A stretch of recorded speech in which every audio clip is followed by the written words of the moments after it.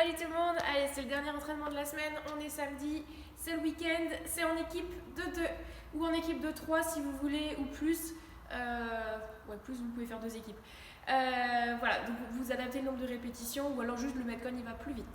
Sur l'échauffement, vous allez faire 10 burpees dans un premier temps, tranquille sur les premières burpees, vous mettez hop là votre sol, vous mettez debout, vous sautez, vous tapez vos mains au-dessus de la tête.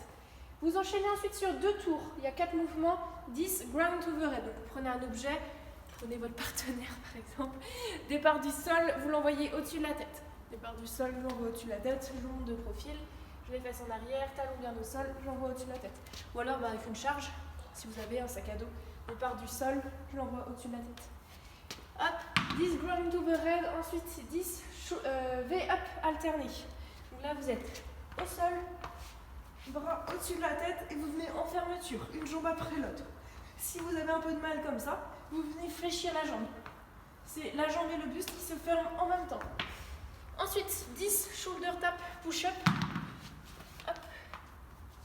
On est ici, main droite sur épaule gauche, main gauche sur épaule droite, pompe. Ensuite, j'inverse. Main gauche sur épaule droite, main droite sur épaule gauche, pompe. J'en fais 10 comme ça. Je peux faire plusieurs séries.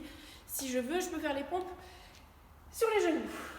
Ensuite, 10 reverse lunge. Donc, ce sont des fentes vers l'arrière. Je viens chercher le pied loin derrière.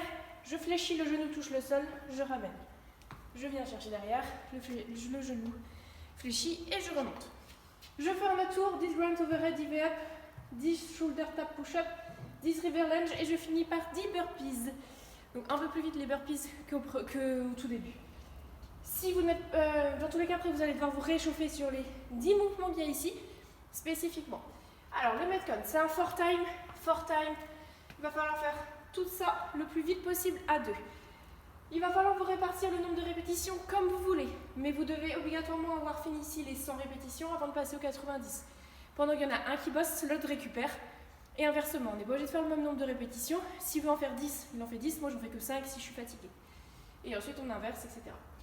Premier mouvement, du coup, ça va être 100 kettlebell swing. Donc, vous prenez votre kettlebell, paf, et vous l'emmenez au-dessus de la tête.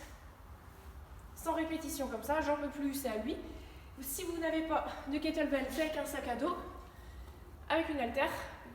Voilà, vous faites avec les moyens du bord. Donc, sac à dos ou haltère, c'est jusqu'ici, c'est pas jusqu'au-dessus de la tête. Vous n'êtes pas obligé d'avoir la même charge entre lui et moi.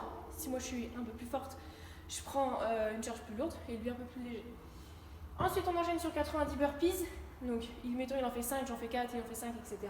Jusqu'à arriver à 90. Donc, je ne remonte pas, on l'a fait à l'échauffement. 80 sit-up. Donc là, vous mettez un coussin dans votre dos, éventuellement. Hop. Semelle collée. Je viens toucher derrière. Là, toucher devant. Et j'en fais 90, j'hésite pas à mettre un coussin dans mon dos. Ensuite, 70 goblet squat. Donc là, vous reprenez votre charge, sac à dos si vous aviez kettlebell, et vous venez faire 70 squats avec la charge ici devant. Si c'est un sac à dos devant, c'est parfait aussi. Si vous n'avez qu'une barre d'haltéro, vous pouvez faire avec barre d'haltéro en front de rack. C'est parfait aussi. 60 soulevés de terre. Donc pareil, là si vous avez une barre d'haltéro, vous pouvez prendre une barre d'haltéro. Si vous n'avez pas, avec des poids du coup, si vous n'avez pas, vous prenez votre kettlebell et vous venez faire les deadlifts comme ça. Donc pied un peu plus large que la largeur du bassin pour ce mouvement-là.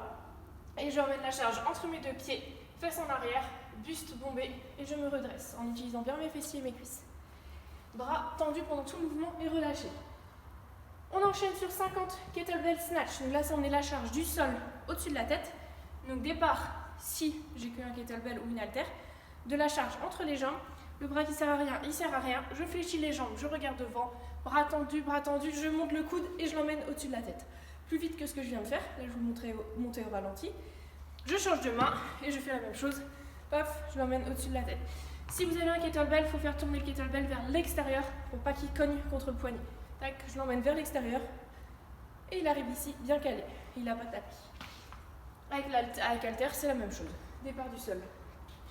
50 kettlebell snatch. Donc si vous n'avez qu'une barre d'haltéro, vous pouvez faire, si vous souhaitez, des snatchs. C'est un petit peu plus long, mais vraiment léger dans ce cas-là. Départ du sol. 40 pompes, rien de compliqué. 30 shoulder to overhead. Donc là, c'est départ de la charge des épaules et vous l'envoyez au-dessus de la tête. Peu importe la technique, en strict, en jerk, en push press comme vous voulez. Donc avec kettlebell ou halter, vous avez la charge ici, vous l'envoyez au-dessus de la tête. Vous avez vu, j'ai utilisé mes jambes, donc je pourrais le faire en strict ou je pourrais le faire en jerk aussi.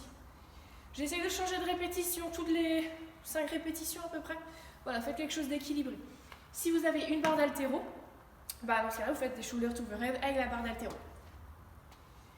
Ensuite, 20 clean, donc avec la barre d'haltéro justement, rien de compliqué. Je l'emmène la barre du sol jusque sur mes épaules. Si j'ai un kettlebell ou halter, départ de la charge ici entre mes deux jambes, je me redresse et je l'emmène sur mon épaule. Tac, je peux changer de main à chaque fois, je l'emmène sur mon épaule. Je change de main, voilà, j'amortis. Vous avez vu, j'amortis mes cuisses.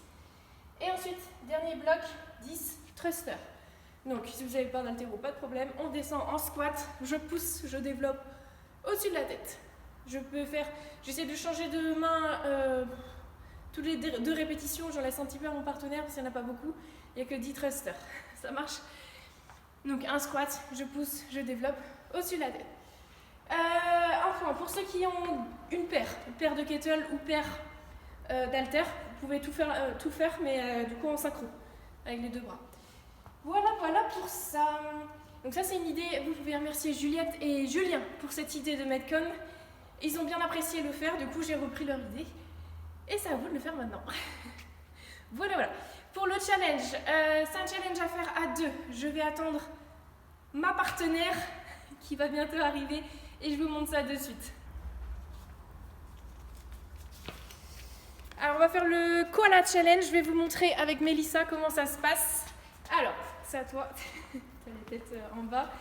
Donc il y en a un qui est en pont, l'autre qui passe en dessous. Je viens mettre ma tête sous elle, vas-y, tu serres tes jambes sous mes aisselles. C'est ça. Et... Ah non, faut que j'avance un petit peu. Avance un petit peu. Attends, vas-y, mais recule un petit peu toi. Pardon. Voilà, ici. Tu passes les pieds sous mes aisselles, moi je me mets sur mes pieds et on va devoir avancer dans cette position-là.